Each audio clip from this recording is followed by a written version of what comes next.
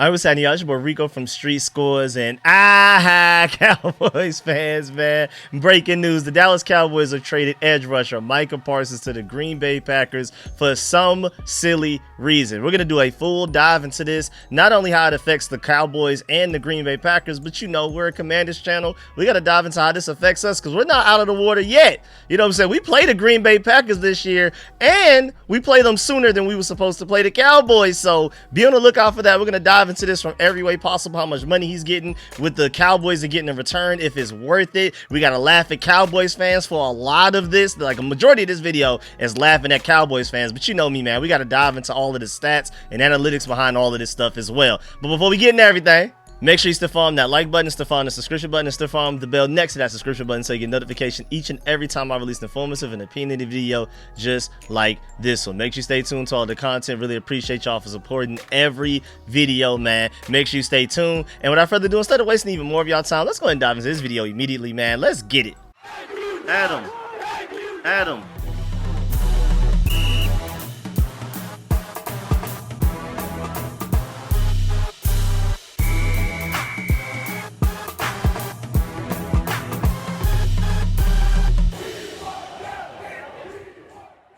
All right, so I first saw it from Ian Rappaport. I don't know who was the first person to say it, but I saw it from him first. He announced that the Cowboys are trading all-pro Micah Parsons to the Packers, and they agreed to a 4-year, $188 million deal done by David Mulugeta and Andre Odom of Athletes First, including $136 million guaranteed per me, Tom Pelissero, and Slater NFL. You know a deal is big when there's like 6 people added in the tweet of the deal. Like, it took all of these people to announce it, to get it done. It was insane, bro. And of course, at some point in this video, we got to dive into how Jerry Jones tried to circumvent Micah Parsons' agent, and that's what led to this whole situation, and how much money he was willing to offer at most in comparison to how much the Packers ended up actually giving him, which ended up being $47 million per year. Parsons is now the highest paid non-quarterback in NFL history, and they ended up getting 2 first-rounders in return, the Dallas Cowboys, along with the player in Kenny Clark. We'll dive into that a little bit later. But Ian Rappaport even quote-tweeted this and said, "As big as a trade you'll see." I'm not going to lie, this is one of the biggest trades I've ever seen in my lifetime of watching the NFL, being a fan of the NFL, and especially covering the NFL these last few years. It hasn't been anything this big. This is like an NBA level trade right here, man. And shouts out to Serge the Shooter. He said, "Hey, man, whoever runs Ricky Scoops, man, we got to keep an eye on them because they be having it way too early." I don't know what's going on, and I've been telling y'all about Ricky Scoops for a couple of weeks now. This guy is always way ahead, and people always doubt what he's saying because they just assume that he's lying and that he's just making stuff up. He's just doing it for clicks. He hasn't missed. He's shot like 100% from the field so far with the Terry deal, with a few other things. He's always way ahead. It's crazy. Watch out for Ricky Scoops, man. He may be an insider that just somehow has a burner out there that allows him to put out the stuff early so that he doesn't get in trouble with the sources. I don't know. But again, the majority of this video is focused around Dallas. I mean, look at this picture right here, man. Don't show this to a Dallas fan if you actually like them. If you actually love or like a Dallas fan, avoid showing them this picture, please. But I'm showing them on this channel. I'm showing this picture, me personally, because I don't. You know what I'm saying? I'm laughing at Dallas Cowboys fans. I mean, it's not even just going to end today. It's going to be all through the week. It's going to be going into the regular season. When Micah Parsons is out there dominating for the Packers and the Cowboys are losing games, I'm going to keep laughing and keep laughing. So I'm so excited about this, man. I mean, especially us as Commanders fans, we're probably almost as happy about this trade as Green Bay Packers fans are, man. Shouts out to the Cowboys downfall. It's not even just because, and we're going to dive into this later, about the fact that we don't have to play Micah Parsons twice a year anymore necessarily. It's more so about, Cowboys fans are sad. That's the best part about all of this. Cowboys fans talk so crazy, and to see them down and out about this situation, music to every Commanders fan's ears, man. And so, just to let you know, Micah Parsons in 4 years with Dallas, and this is what Green Bay is getting: a 4-time Pro Bowler, a 3-time All-Pro, and the only reason he didn't make it last year was because he was hurt so much of the year. Defensive Rookie of the Year, 52.5 sacks, 9 forced fumbles, and 4 fumble recoveries. A mismatch nightmare. And you can already tell that Micah Parsons knew this was on the way pretty soon, because immediately after the trade was announced, not even like a whole 5 minutes later, he on his own Twitter account posted, "Thank you, Dallas, go Pack go." And he has a whole 51-second highlight tape and hype video of him going to the Green Bay Packers and everything. So this has been in the works behind the scenes for a minute, and it's finally been unleashed to the public. And we were hearing rumors about this possibly happening, but when it's a player that's this important, you're like, there's no way that a team would be crazy enough to trade his best player, would they? Like, clearly their best player, a top 10, arguably top 5 player in the entire NFL. Like, no way, right? I mean, if the Browns didn't trade Myles Garrett, and if the Bengals didn't trade Trey Hendrickson, all of which are the same exact position, mind you, then there's no way that Jerry Jones would be crazy enough to trade away Micah Parsons. But that's what you get when your owner is meddling in your affairs. When he's doing GM work, when he's doing coaching and general manager work as an owner, you're always doomed for failure. That's what the problem we had with Dan Snyder. I mean, he had a lot of other problems outside of just football as well. Dan Snyder was clearly worse than Jerry Jones. But hey, man, as a Commanders fan, long live Jerry Jones, man. And hopefully you pass your very stubborn ways to your son as well, so he can continue this reign of tyranny over the Dallas Cowboys for the next 40 plus years. I want the Cowboys to stay in this ugly purgatory that they're in right now. It's absolutely amazing, honestly. Jordan Schultz even pointed out the fact that Micah Parsons and the Cowboys had made zero progress on a deal, and the Packers stepped in aggressively to get this thing done. After missing out on Khalil Mack in 2018, the Packers finally got Micah Parsons. So the Packers have been motivated since 2018, since they missed out on Khalil Mack, to go and finally get their big-time edge rusher. They were never able to really draft one. I know they had the days of Zadarius Smith and Preston Smith and things like that, but now Micah Parsons is on a whole different level from any of those guys. Mina Kimes even said, instantly, this makes the Packers a Super Bowl contender. I completely agree. I thought they were a strong playoff contender even before this trade. Now they're definitely a Super Bowl contender, a top 5 team in the NFL easily. And then she also said, if I'm a Dallas fan, I'm absolutely furious. Just the dumbest possible timeline. Like, and I agree. Like, if you were going to do this, you should have done this way earlier. I mean, especially with, like, first of all, you are a way worse team without Micah Parsons than with Micah Parsons. Let's get that out the way, obviously. And now the Cowboys are in a limbo of, are we closer to the bottom of the division with the Giants, or are we closer to the top of the division with the Eagles and Commanders? Me personally, I feel like they are way closer to the bottom. And honestly, I wouldn't be shocked if they finish dead last in the division this season after this trade. I wouldn't be shocked by the end of the year. The Dallas Cowboys are 4th in the NFC East. I'm telling you, because, hey, they went all in with trading for my Georgia dog, George Pickens from the Steelers. So that kind of shows you that they seem like they want to win right now, don't they? But then you trade away your best player of your entire team. Are you trying to win or not, Dallas? Let me know, Jerry Jones. What's exactly going on here? And so that makes me think that this was purely an ego move from Jerry Jones to put players back in their places, because, you know, he's always had those, you know, he treats the players like a plantation and stuff like that, with the allegory, the slave masters and stuff. All that, like, he's that type of owner. And it seems like he's basically sending a message that even if you're as fire as Micah Parsons, you're a top 5 player in the NFL, all pro, all of that, if your nail sticks out, it will get hammered. And also, maybe rookie edge rusher Donovan Ezaraku is looking so good that Jerry Jones was like, well, I guess we'll just replace Micah with our rookie and just get right back on track like nothing ever happened.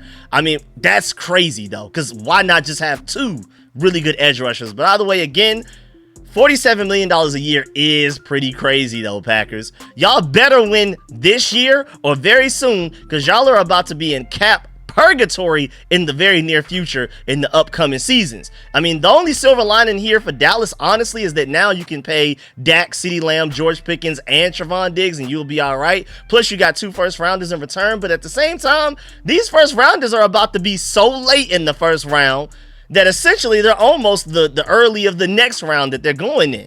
Like, that's what happens when you trade elite players for picks, because that player is so elite and so good at what they do that they're going to help the team that they're going to, that you got the picks from, to win so many games that those picks don't come until basically the end of those rounds, man. And so now the Packers have drafted in the 20s of the first round 5 of the last 6 seasons. So in all likelihood, now that the Cowboys traded Micah Parsons for 2 first rounders to the Packers and Kenny Clark, Now, I mean, of course, now shouts out to the Packers. They don't have to, they get to save a little money on Kenny Clark. And sadly, I guess, well, not sadly, hip hip hooray for us Commanders fans. The Cowboys have to pay that contract, and it's not like some small contract. And again, the Packers have already had 5 of the first round picks that are late in the 20s rather than out of 6 seasons. And I'm pretty sure it's only going to get worse from here. So the Cowboys essentially traded Micah Parsons for almost 2 really high second round picks. And just to let you know, the highest paid non-quarterbacks in the NFL now are Micah Parsons at $47 million a year. TJ Watt, big gap, second place with $41 million a year. There's a $6 million gap per year between first place Micah Parsons, highest paid player in the entire NFL history, to TJ Watt in second. Then it's Jamar Chase at 40.25. Then it's Myles Garrett at $40 million. Then it's Danielle Hunter at 35.6. And it just keeps going down and down and down until you get to Max Crosby, Justin Jefferson, Nick Bosa, CeeDee Lamb. But there's a bigger gap between Micah Parsons from first to second place than there is from second place to all the way to Danielle Hunter in fifth. That's insane, bro. That's how much money he's making. Matter of fact, Benjamin Solak put it in great words. Micah Parsons gets $47 million per year. The previous non-quarterback high was TJ Watt at 41, and Micah Parsons also gets $120 million fully guaranteed. The previous non-quarterback high was also Watt at $108 million. A huge $12 million difference right there alone. And again, to reemphasize and reiterate, the trade terms are Micah Parsons for 2 first-round picks and Green Bay Packers defensive lineman Kenny Clark. And again, like I said earlier, the Cowboys will have to pay for Kenny Clark's contract, which is not just some lightweight, you just scoff it off type of contract. It's nowhere near Micah Parsons, of course. That's the reason we're even in this situation, but it's still something. Also, Chad Forbes brought up an interesting point, though. He said, honestly, at this point, Devon Wyatt, shouts out to my Georgia dog, should immediately execute a hold-in. Without Wyatt, they're lost at defensive tackle. So right now, he's basically saying, with the situation now that the Green Bay Packers lost Kenny Clark in the trade, they're so weak at defensive tackle that maybe Devontae Wyatt can hold out for more money real quick or something like that. Just randomly pivot out of nowhere. Hey, I'm disgruntled out of nowhere. I'm disgruntled for no reason and try to use that leverage to get more money. We'll see. I highly doubt it, but I just thought that was an interesting idea. But man, hey, I would have done that trade. I mean, again, 2 first rounders in Kenny Clark. I would have done that trade any day, man. I would have given up 2 firsts in Daron Payne, even though the main problem is the money. But also shouts out to Next Gen Stats for pointing out the fact that the Packers acquired Micah Parsons to improve a pass rush that only generated just 29.6% pressure rate when rushing 4 or less the last season, which was 21st in the NFL. Parsons leads the NFL in pressures with 335 and pressure rate at 21.1% since he entered the NFL in 2021. So shouts out to the Packers, and even crazier than all of that, forget all of the stats I just gave you. The craziest stat is that Micah Parsons is only 26 years old. I don't know why. Maybe I'm the only one that felt it just feels like he's older than that because he's been so dominant since he's gotten into the NFL. Feels like he's been dominant for a long time, but he's only 26 years old.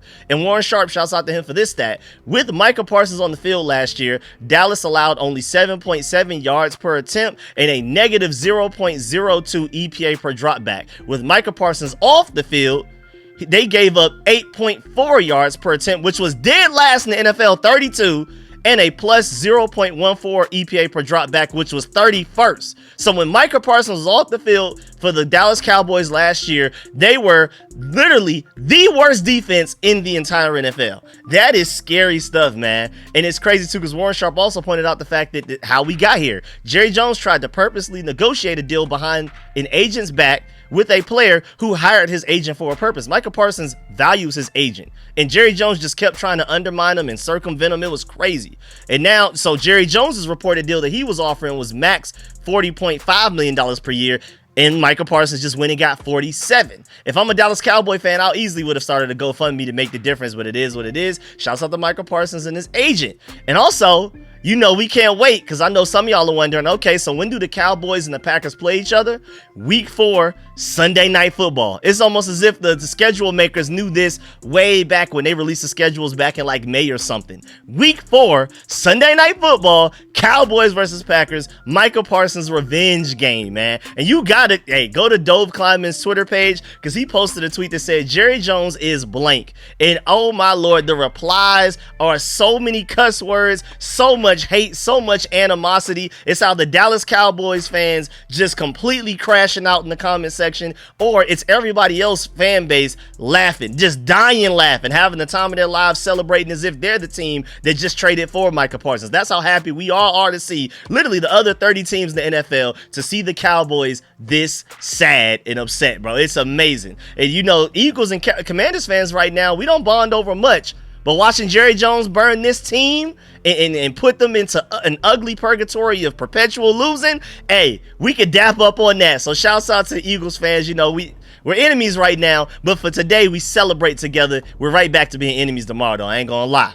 But now, as far as how this affects the Commanders, now we go from having to play against Micah Parsons twice a year to just once this year, at least regular season wise, because we play the Packers week 2. We were supposed to play, we scheduled to play the Cowboys, and Micah Parsons was supposed to be there week 7, and then we play the Cowboys again week 17. So we are not out of the woods, because now, even though we don't have to play against them twice a season with them being on the Cowboys, we do have to play them sooner in 2025. Now we have to play on week 2 instead of the soonest being week 7. So now that offensive line has to be ready by week 2 without Samuel Cosmi, who's on PUP list, who won't be back until at the earliest week 5 against the Los Angeles Chargers.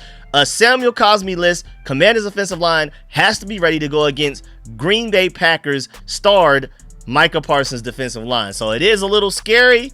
But hey, man, shouts out to him, because again, they have Devontae Wyatt, Kenny Clark's now gone, but they have Rashawn Gary still there. They have a couple other Georgia Bulldogs way in the back end of their depth chart as well, like Nazir Stackhouse and Warren Brinson. Shouts out to those guys. I mean, a great edge rusher group, but not a great defensive tackle group. But we saw as Commanders fans last year that when the Cowboys played Micah Parsons at defensive tackle, he was eating that way as well. So you can kind of finesse it however you got to. And of course, another Georgia Bulldog, Quay Walker, even as a weak side linebacker, will blitz a lot. So we got to be ready, man. Week 2 without Samuel Cosmi, and you know, only a few weeks of finally getting the chemistry together between Laramie Tunsil and Brandon Coleman, who's been out since like August 2nd, just returned last week to training camp practices and things like that. Like, we have some chemistry issues that we kind of got to work through right now, and I hope they're ready by week 2 to go against Rashawn Gary, Devontae Wyatt, and Micah Parsons. That's pretty serious too. They have Britton Cox Jr. over there as well, along with Colby Wooden. You know what I'm saying? They're not like the best, most top-heavy defensive line doing it, but they have some good depth. And again, Micah Parsons, Devontae Wyatt, and Rashawn Gary